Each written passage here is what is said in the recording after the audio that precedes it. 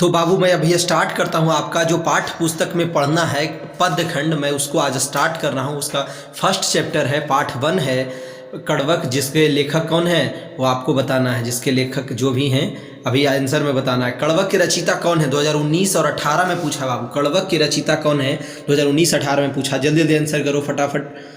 मैं पूरा अभी क्लियर करा देता हूँ जल्दी जल्दी। इसमें पूरा ऑब्जेक्टिव, सब्जेक्टिव और व्याख्या और सारांश मैं पूरा अभी बता दूंगा। प्रीवियस ईयर में जितना भी पूछा गया है ना, मैं पूरा अभी बताने वाला हूँ।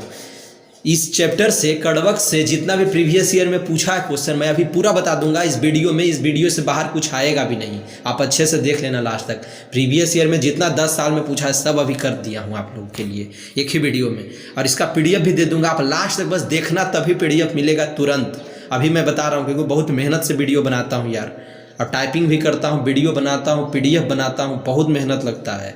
आप लास्ट तक नहीं देखोगे तो बताओ।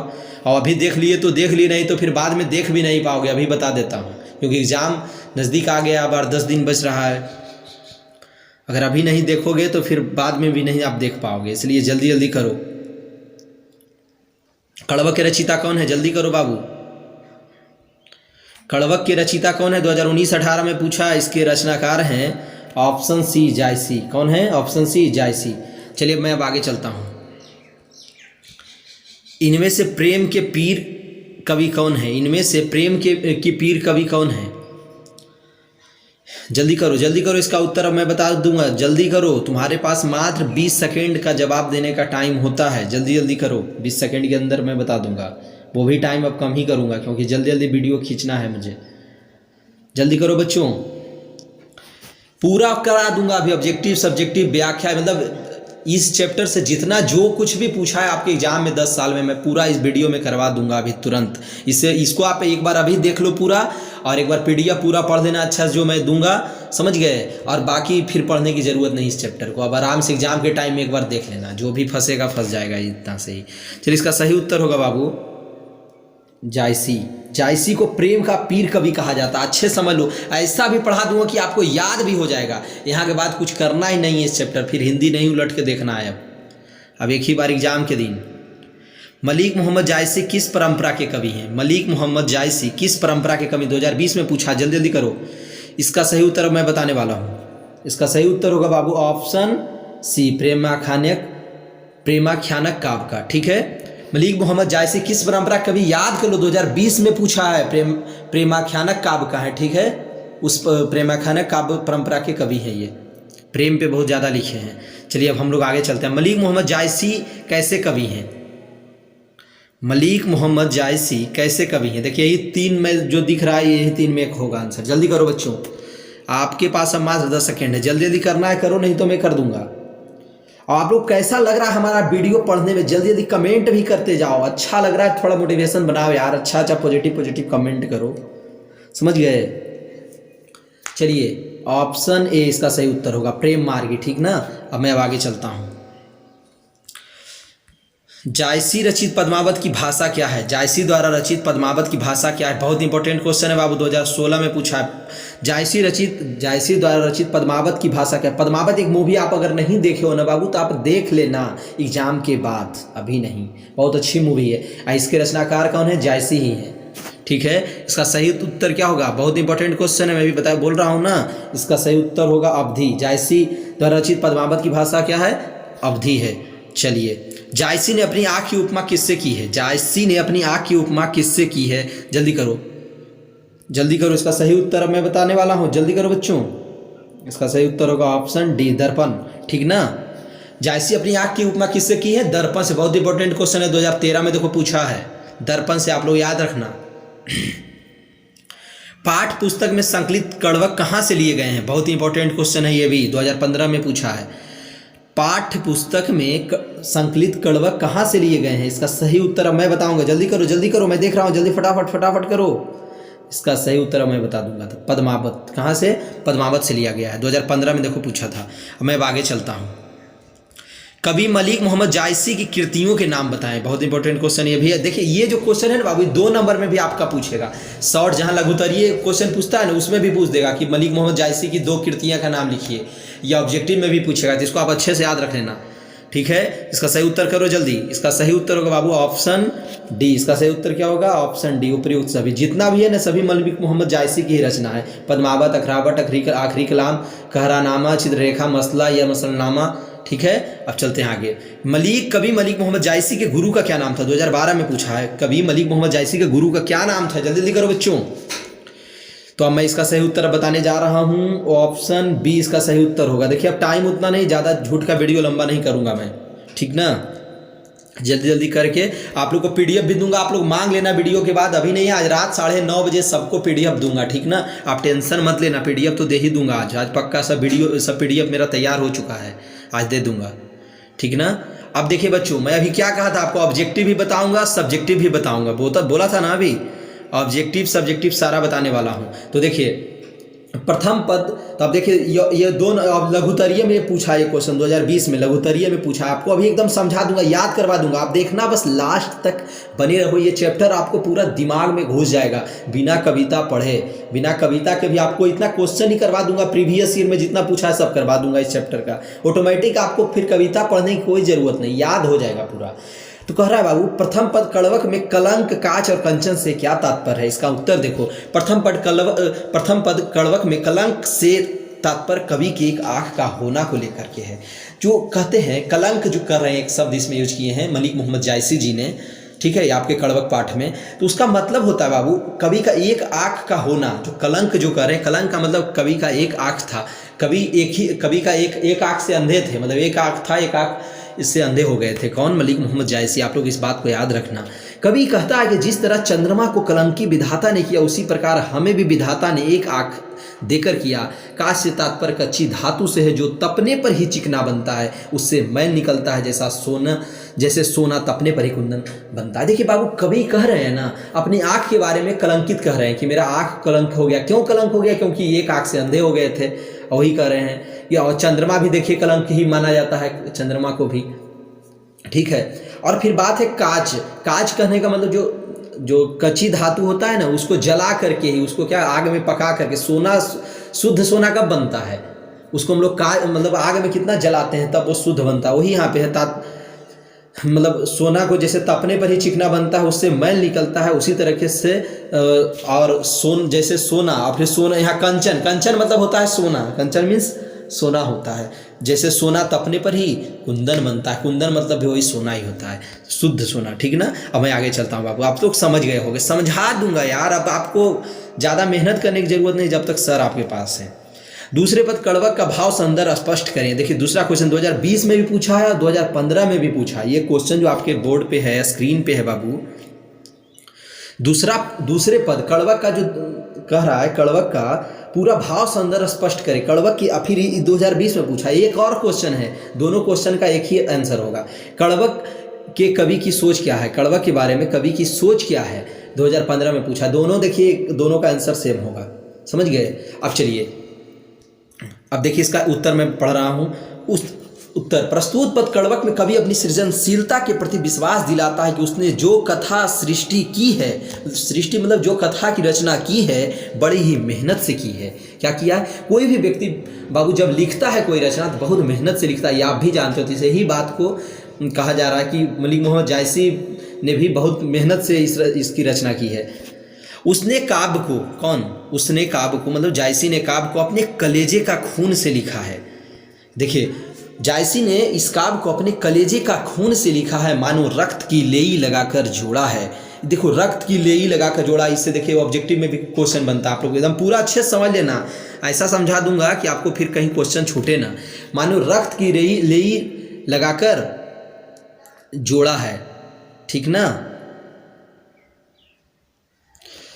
जोड़ा है, जो गाढ़े प्रेम के नयन जल में भिंगो कर बनाया है। इस प्रकार की रचना इसलिए कि ताकि उसकी निशानी बची रह जाए। इस तरह का रचना कोई भी कभी ये जायसी जी ने क्यों किया है? ताकि उसकी निशानी बची रह जाए। कवि कहता है, तीसरे लाइन पे है, देखो तीसरे लाइन पे कवि कहता है कि कहाँ है वह रत्नसेन राजा जो पद्मावती के प्रेम के कारण योगी हो गया। जो रत्नसेन राजा था, पद्मावती के प्रेम के कारण क्या हो गया था? वो योगी हो गया था, ठीक है। कहाँ है वह सुग्गा जो किसी बुद्धि लेकर जन्मा था, जो ऐसी बुद्धि लेकर जन्मा था? कहाँ है वह अलाउद्दीन सुल्तान कहाँ है वह राघव चेतन जिसने पद्मिनी का साहस से बखान किया। यहाँ अब कुछ नहीं रहेगा बल्कि यश के रूप में सिर्फ कहानी रह गई। देखिए बाबू, कवि कहना क्या चाहते हैं इस मतलब इस पैराग्राफ के माध्यम से, उनका कड़वक का अर्थ ये होता है, उसमें ये कहना चाह रहे हैं कड़वक में कि कोई भी व्यक्ति का जो कीर्ति है, यश है, जो वो काम करके जाता है पृथ्वी पे, जो भी हम काम करने आए हैं, जो हमारा काम ही हमारा याद हमको अमर रखता है ना। हमारे यश की प्राप्ति कौन दिलाता है? हमारा कार्य ही। हम कितना अच्छा काम किया। आज तक देखिए हमारे महात्मा गांधी को पूजा जा रहा है ना, समझ रहे। बहुत सारे ऐसे, विवेकानंद की आज भी पूजा होती है, श्रद्धा, उनके आदर्श आज भी हमारे दिलों में हैं, वो बनकर रहते हैं अनेक हिंदुस्तानियों के, पूरे हिंदुस्तानियों के दिलों में। तो वही बात कवि कहता है कि मैंने जो लिख दिया यही हमारी अमरता का प्रतीक है। बाकी जो व्यक्ति जो कुछ करता है उसका गलत जो कुछ करेंगे आपका कोई उसका मतलब नहीं है, ठीक ना, आपको कोई नहीं याद करेगा। वही यहाँ पे बात है। यहाँ अब कुछ नहीं रहेगा बल्कि यश के रूप में सिर्फ कहानी रह गई। कवि में दृढ़ इच्छा शक्ति है कि जिस प्रकार फूल झड़कर नष्ट हो जाता है पर उसकी खुशबू रह जाता है। देखिए बाबू, बहुत इंपॉर्टेंट लाइन है ये। कवि में दृढ़ इच्छा शक्ति है कि जिस प्रकार फूल झड़कर, देखना, फूल झड़कर नष्ट हो जाता है, देखना जो अंडरलाइन किया इतना को ही बता रहा हूँ, झड़कर नष्ट हो जाता है पर उसकी खुशबू रह जाती है। कवि यह कहना चाहता है कि एक दिन नहीं रहेगा पर उसकी कीर्ति सुगंध की तरह पीछे रह जाएगी। जो भी इस कहानी को पढ़ेगा वही उसे दो शब्दों में स्मरण करेगा। कवि का अपने काव्य के प्रति यह आत्मविश्वास अत्यंत सार्थक और बहुमूल्य है। समझ गए ना। देखिए कवि कहना क्या चाह रहे हैं कि जैसे देखिए एक फूल होता है, समझ गए। इस कड़वक का मतलब यही मैं बता रहा हूँ बाबू, कड़वक का पूरा भाव सौंदर्य है, ठीक है, कि जब एक फूल होता है वो टूट करके गिर जाता है, पीला हो जाता है, झड़ जाता है, नष्ट हो जाता है, पर उसकी खुशबू तो रही जाती है, जो हम लोग सेंट के रूप में देखते हैं। सेंट हम लोग यूज़ करते हैं ना, परफ्यूम, तो वो सब कहाँ से आता है? मतलब फूलों से ही आता है ना। या फूल भी गिर जाता है टूट करके पेड़ से, तो उसके बाद उसकी सुगंध कुछ देर तक रहती है। तो ही बात कहा जा रहा है कि हम लोग भी मनुष्य हैं। अगर हम लोग अच्छा कार्य करेंगे तो हमारा कार्य हमेशा हमको अमर रखेगा। हम वो कार्य क्या होगा, एक सुगंध की तरह चलता रहेगा, सुगंधित रहेगा, हमको हमेशा सुगंधित करके रखेगा, हमारे व्यक्तित्व को, हमारे पर्सनालिटी को, मेरे नाम को, है ना। कवि का अपने काव्य के प्रति आत्मविश्वास अत्यंत सार्थक और बहुमूल्य है। चलिए मैं नेक्स्ट क्वेश्चन पे बात करूंगा। नेक्स्ट क्वेश्चन है बाबू तीसरा क्वेश्चन है, कवि ने किस रूप में स्वयं को याद रखने की इच्छा व्यक्त की है? उनकी इस इच्छा का मर्म बताएं। हाँ, बहुत इंपॉर्टेंट क्वेश्चन ये भी देखिए, 2016 में पूछा, इस बार भी आने की संभावना है। देखिए मैं आपको पूरा ऑब्जेक्टिव तो करवा दिया, इस चैप्टर से जो भी आया सब्जेक्टिव अब करवा रहा हूँ, इसमें भी लघुत्तरीय है। अभी पूरा एकदम लास्ट तक अब चलिए ना, व्याख्या पूरा कविता का एक एक भाव संदर्भ बता दूंगा। आप अगर अभी नहीं समझोगे ना बाबू अभी, तो फिर कभी वीडियो इसलिए बनाता हूँ ताकि आपको मैं समझा सकूँ अच्छे से, आप समझ जाओगे। एक बार वीडियो देख लो, इसी बहाने एक बार तुम देख लोगे। नहीं अगर अभी देखे तो समझ जाओ, फिर नहीं देखोगे। हमेशा आलसी होते हैं ना बच्चे, बाद में कर लेंगे, बाद में कर लेंगे, फिर कुछ नहीं कर पाओगे, एग्जाम के दिन परेशान हो जाओ। इसलिए एक बार देख लो, 15-20 मिनट का वीडियो है, क्या टेंशन है। बहुत जाएगा, 25 मिनट जाएगा, आधा घंटा जाएगा, उससे क्या, उससे ज़्यादा थोड़ी होने वाला है। आधा घंटा अपना दे लो आज हमारे पास, अभी एग्ज़ाम है आपका नज़दीक, PDF भी दूंगा, आप लास्ट तक बने रहोगे तो। हाँ, इसका उत्तर मैं पढ़ता हूँ। जिस पहले क्वेश्चन अच्छे से समझ लो, कवि ने किस रूप में स्वयं को याद रखने की इच्छा व्यक्त की है? उनकी इस इच्छा का मर्म बताएं, ठीक है। अब देखिए, जिस प्रकार फूल झड़कर नष्ट हो जाता लेकिन उसकी खुशबू रह जाता, इसी प्रकार कवि यह कहना चाहता कि एक दिन वह नहीं रहेगा पर उसकी कीर्ति सुगंध की तरह पीछे रह जाएगी। कितनी अच्छी बात हमारे मलिक मोहम्मद जायसी कहते हैं कि मैं भी एक दिन मर जाऊंगा, मेरी भी मृत्यु हो जाएगी, हमारा भी शरीर का पतन हो जाएगा, पर जो मैंने कविता लिख रहा हूँ, जो मैं कार्य कर रहा हूँ, वो हमारे कीर्ति वो सुगंध की तरह पीछे रह जाएगी। हमारे जाने के बाद भी हमारी कीर्तियाँ अमर रहेगी, मेरा नाम अमर रहेगा, है ना। क्योंकि कवि ने इस काव्य की रचना अपने कलेजे के खून से रचा है। उसकी यही इच्छा है कि उसके जीवन के बाद उसकी यह कीर्ति एक याद बनकर रह जाए, उसकी कीर्ति और यश इस धरती पर फैला रहे। देख रहे हो ना कवि क्या कहना चाहता है। कवि इस काव्य की रचना अपने कलेजे के खून से रचा है, उसकी यह इच्छा है मतलब किसी भी कवि की इच्छा होती है कि उसकी जो काम कर रहा है उसकी एक याद बनकर रह जाए, उसकी कीर्ति और यश इस धरती पर फैला रहे, है ना। अब मैं नेक्स्ट क्वेश्चन पे चलता हूँ। जायसी की 2 रचनाओं के नाम लिखे। देखिए इंपॉर्टेंट, मैं बता 2019 में पूछा है। जायसी की 2 रचना कौन कौन है? मैं 3 रचना लिख दिया हूँ, पद्मावत, अखरावट, आखिरी कलाम, ठीक ना। अब हम लोग आगे चलते हैं। अब देखिए बच्चों 2015 और 17 में पूछा है, 2015 में और 2017 में पूछा है, कड़वक कविता का सारांश अपने शब्द में लिखिए। चलिए कड़वक जो पूरी कविता का सारांश अभी मैं आपको बता दूंगा, ठीक है। और आपके एग्जाम में देखिए 2015 में और 17 में पूछा है, हो सकता है इस बार भी पूछ दे। पूछे ना पूछे, आप एक बार सारांश समझ लोगे तो आपको पूरी कविता भी समझ में आ जाएगी। तो देखिए कड़वक कविता का सारांश अपने शब्दों में लिखिए। प्रथम पद 2 पद है, प्रथम पद और दूसरा पद, दोनों पद का हम दे देते हैं, अच्छे से बता देता हूँ अभी समझा करके। लास्ट तक बने रहिएगा और बताइए, कमेंट कीजिए आपको कैसा लग रहा है। यार बहुत मेहनत करता हूँ, आपके डिमांड था इसीलिए मैं वीडियो ये सब बना रहा हूँ। आप लोगों ने ही कहा है कि सर प्लीज़ वीडियो बनाइए हिंदी और इंग्लिश दोनों पे, पूरा चैप्टर वाला क्वेश्चन पे। और आप लोग सपोर्ट अगर नहीं करोगे बाबू तो बताइए हम लोग को कितना दुख होगा। आपके सर रात में जग जग करके मेहनत कर रहे हैं, आप लास्ट तक बस बने रहो, है ना। प्रथम पद, ईश्वर ने चांद तो बनाया पर उसे कलंकित कर दिया, फिर भी वह अपना प्रकाश देता है। कवि जायसी को एक आंख से ही सारा संसार सूझता है। हाँ देखिए, ईश्वर ने प्रथम पद में, ईश्वर ने चांद तो बनाया पर उसे कलंकित कर दिया, फिर भी वह अपना प्रकाश देता है। कौन? चांद प्रकाश देता है ना, भले वो सूर्य से प्रकाश लेकर के देता है पर देता तो है।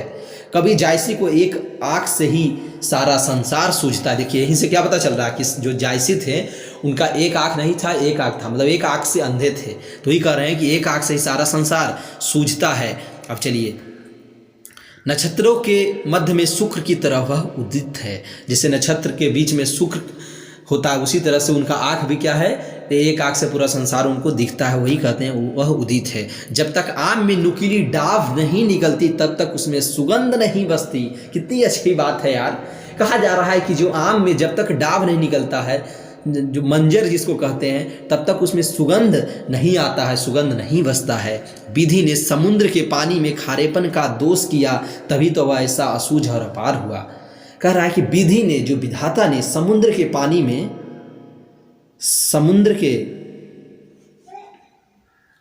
विधाता ने बाबू समुद्र के पानी में क्या किया, खारेपन का दोष किया, तभी तो वैसा असूझ और अपार हुआ। सुमेरु पर्वत त्रिशूल से मारा गया। सुमेरु पर्वत जो है किससे मारा गया? त्रिशूल से मारा गया, तभी तो वह स्वर्णगिरी होकर आकाश तक ऊंचा हो गया। जैसे सुमेरु पर्वत के बारे में कहा गया कि उससे त्रिशूल से मारा गया, तभी तो इतना ऊंचा होकर के वो आकाश तक ऊंचा हो गया। जब तक घरिया में मैल नहीं पड़ता तब तक कच्ची धातु में कंचन की चमक नहीं आती। समझ रहे ना, मतलब कि कंचन, सोना में चमक कब आएगा? जब उसकी गंदगी निकलेगी। तो वही बात कहा जा रहा है। कवि का वह एक नेत्र दर्पण के समान है और उसका भाव निर्मल है। उसका जो एक नेत्र है किसके समान है? दर्पण के समान है। आप लोग याद रखना, ऑब्जेक्टिव में पूछेगा। और उसका भाव कैसा है? निर्मल है। स्वयं वह, लास्ट लाइन अब देखिए मैं पढ़ रहा हूँ, स्वयं वह क्रूप है पर सब रूपवान उसके पाव पकड़कर चाव से उसका मुंह जोहते हैं। कह रहा है कि कवि तो स्वयं क्रूप है, लेकिन जितने भी रूपवान हैं, सुंदर पुरुष हैं, महान विद्वान है ना, सब उसको क्या करता है? आदर देता है, पांव पकड़कर चाव से उसका मुंह जोहते हैं, उनको देखते हैं, क्योंकि उनके पास प्रतिभा है। तो कोई भी, कहीं भी प्रतिभा का महत्व होता है, सुंदरता का नहीं। समझ गए ना? सुंदरता तो कुछ ही देर के लिए होता है, पर प्रतिभा आपको अनंत काल तक आपको जीवित रखता है। अब देखिए दूसरा पद के बारे में बताऊंगा बाबू अभी तुरंत। देखिए दूसरा पद है ना, कवि जायसी ने काव्य की रचना, कवि जायसी ने काव्य की रचना और उसे लोगों से सुना, रचना की और उसे लोगों से सुना, ठीक है। अब देखिए, उनके काव्य को जिस किसी ने सुना उसके हृदय को प्रेम की पीड़ा का अनुभव हुआ। कह रहा है कि कवि जो रचना किया है और उसकी कविता को जिसने भी सुना है ना, उसके हृदय में क्या हुआ? एक पीड़ा का अनुभव हुआ है। इस प्रेम काव्य को कवि ने अपने खून की लेई लगाकर जोड़ा है, उसमें गाढ़ी प्रीति की आंसुओं से भिगोया है। कवि बहुत मेहनत से मतलब रो रो करके इस कविता को पूरा रो रो करके नहीं, मतलब इस तरह से लिखा गया है, प्रीति को आंसुओं से भिगोया है और मन में यह समझकर ऐसा कवित्व रचा है कि शायद जगत में यही निशानी बची रह जाए। कहाँ है वह रत्न सेन जो ऐसा राजा था, कहाँ है वह सुग्गा जो ऐसी बुद्धि लेकर जन्मा था, कहाँ है वह अलाउद्दीन सुल्तान, कहाँ है वह राघव चेतन जिसने पद्मिनी का साह से बखान किया, कहाँ है रानी पद्मिनी। अब कोई नहीं रहा पर उसकी कहानी मात्र रह गई है। कहने का मतलब है बच्चा कि जितने भी देखिए पद्मावत में जितने भी आए, इस कहानी में आपको का जितना भी आया है, अलाउद्दीन खिलजी, रतन सेन, पद्मावती, वो सुग्गा, कोई भी रहा है, कोई जीवित नहीं रहा अनंत काल तक, सभी का मृत्यु हो गया, पर उसकी कहानी मात्र रह गई। जो उसके पीछे कहानी थी जो एक संदेश देती है वो हमारे पास रह गई थी। इसीलिए हम लोग को अपने कर्म पे ध्यान देना चाहिए, समझ रहे हैं ना, अच्छे कार्यों पे, ताकि आपकी अमरता बनी रहे, आपकी कीर्ति, आपका यश बना रहे। वही कवि कहना चाहता है। जिस प्रकार फूल झड़कर नष्ट हो जाता है लेकिन उसकी खुशबू रह जाती है, कवि सोचता है कि वह भी संसार में नहीं रहेगा पर उसकी कीर्ति रह जाएगी, जिसे लोग पढ़कर कवि को याद करेंगे। कवि यश का अभिलाषी है। कहने का मतलब है बाबू, कवि भी यही बात कह रहा है अपने आप में कि जैसे फूल झड़कर तो नष्ट हो जाता है लेकिन उसकी खुशबू हमेशा के लिए रह जाती है, तो उसी तरह से कवि भी कहता है कि हमारा भी एक दिन मृत्यु हो जाएगा फूल की तरह, पर जो मैं लिख रहा हूँ, जो कविता कहानी की जो मैं रचना कर रहा हूँ, ये हमको हमेशा कीर्तिमान रखेगा, हमको हमेशा अमर रखेगा, है ना। मैं आगे चलता हूँ। देखिए व्याख्या की बात जब मैं कहा हूँ ना कि व्याख्या, अरे मैं झूठ नहीं बोलूँगा बाबू, आपके साथ धोखा नहीं करने वाला हूँ, समझ गए ना, पूरा करवा दूंगा। धनी सो पुरुष जस कीर्ति, देखिए व्याख्या आपका पूछा है, व्याख्या में अब डाल दिया हूँ, देखिएगा अच्छे से। धनी सो पुरुष जस कीर्ति जासु, फूल मरे पे मरे न वासु। 2019 में और 2009 में पूछा है इस क्वेश्चन को। अब मैं अभी तुरंत इसको करवा के अच्छे से समझा दूंगा। व्याख्या में पूछेगा आपको, मैं बोला व्याख्या करवाऊंगा। आप बताओ लग कैसा रहा है, जल्दी कमेंट करो भाई, कमेंट करो जल्दी जल्दी फटाफट। आप लोग के लिए बहुत मेहनत से वीडियो बनाता हूँ, आप PDF मांग लेना याद करके, मैं दे दूंगा। धनी सो पुरुष जस कीर्ति जासु, फूल मरे पे मरे न वासु। प्रस्तुत पंक्तियां सूफी कवि जायसी की कड़वक पाठ से ली। जब व्याख्या देना बाबू तो उसको ऐसे लिखना कि प्रस्तुत पंक्ति कहाँ से लिया गया है, तो पहले लिखना प्रस्तुत पंक्ति इस पाठ से लिया गया और उसके रचनाकार भी लिखना। प्रस्तुत कवि जायसी की कड़वक पाठ से ली गई है। कवि यहाँ कहना चाहता है कि अब न राजा रत्न सेन और न पद्मिनी रानी, न वह बुद्धिमान सुग्गा है और न राघव चेतन या अलाउद्दीन ही, लेकिन उनके यश की कहानी के रूप में रह गई है। अब फिर आप बताते हैं, फूल मरकर नष्ट हो जाता है पर उसकी खुशबू नहीं जाती। कवि कहना चाहता है एक दिन वह भी नहीं रहेगा पर उसकी कीर्ति सुगंध की तरफ पीछे रह जाएगी। देखिए बाबू, कवि कहना ये चाहता है, मैं देखिए फिर से समझा रहा हूँ आपको पूरा अच्छे से। अब देखिए, अब आप मेरी भाषा में समझ लो। धनी सो पुरुष जस कीर्ति जासु, कह रहे हैं कि जो भी पुरुष है उसका हमेशा क्या होता है, यश कीर्ति हमेशा बना रहता है। और जैसे उसके बाद कहते हैं, फूल मरे पे मरे ना बासु। फूल तो मर जाता है, मतलब फूल तो झड़कर नष्ट हो जाता है, लेकिन उसका जो सुगंध है, बासु मतलब सुगंध जो होता है वो कभी भी नष्ट नहीं होता, वो हमेशा सुगंधित होता रहता है। तो उसी तरह से कवि कहते हैं कि मैं भी एक दिन मर जाऊंगा बाबू। अब देखिए, मैं भी एक दिन फूल की तरह मैं भी नष्ट हो जाऊंगा, मैं भी एक दिन मृत्यु का धारण करूंगा, पर हमारी जो कीर्ति है, मैं जो लिख रहा हूँ, ये क्या हो जाएगा, एक दिन अमर होगा। अब चलिए, अब नेक्स्ट क्वेश्चन 2012-16 में पूछा। एक नैन जस दर्पण ओ तेहि निर्मल भाऊ, सब रूपवंत गही मुख जो वहीं कई चाऊ। प्रस्तुत पंक्तियां मलिक मोहम्मद जायसी की कविता कड़वक से ली गई है। मलिक मोहम्मद जायसी ने अपनी एक आँख की तुलना दर्पण से इसलिए की। अब देखिए, एक नैन जस दर्पण, देखिए फर्स्ट लाइन देखिएगा, एक नैन जस दर्पण और तेहि निर्मल भाऊ। कह रहा है कि एक नैन क्या है, दर्पण की तरह है, और वो भी क्या है, स्वच्छ है। उसमें जो भाव मतलब है भाव, निर्मल माने स्वच्छ, और उसके अंदर जो भाव है बाबू, है ना, जो नेत्र के अंदर जो भाव है वो क्या है, निर्मल है। तो ये प्रस्तुत, और सब रूपवंत गही मुख जो भी कई चाऊ। इसको अच्छे समझ लेना। प्रस्तुत 2012-16 में पूछा, इस बार भी संभावना है आने की। प्रस्तुत पंक्तियां मलिक मोहम्मद जायसी कविता कड़वक से लिया गया है। महाकवि मलिक मोहम्मद जायसी ने अपनी एक आँख की तुलना दर्पण से इसलिए की कि दर्पण जिस प्रकार स्वच्छंद और निर्मल होता है, ठीक उसी प्रकार कवि की आँख भी है।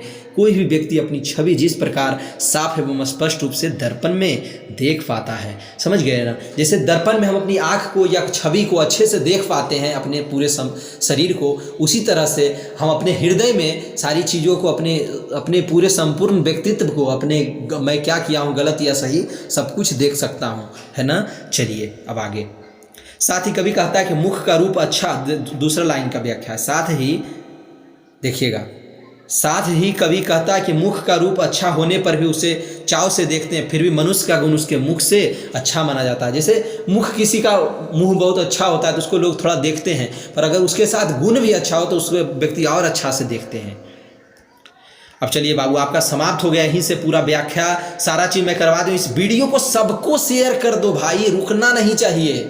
12th क्लास का जितना व्हाट्सएप ग्रुप है, फेसबुक है, लंदन, जहाँ भेजना हो भेज दो, रुकना नहीं चाहिए। मोटिवेशन बना कर रखो और PDF मांग लेना। ओके बाबू।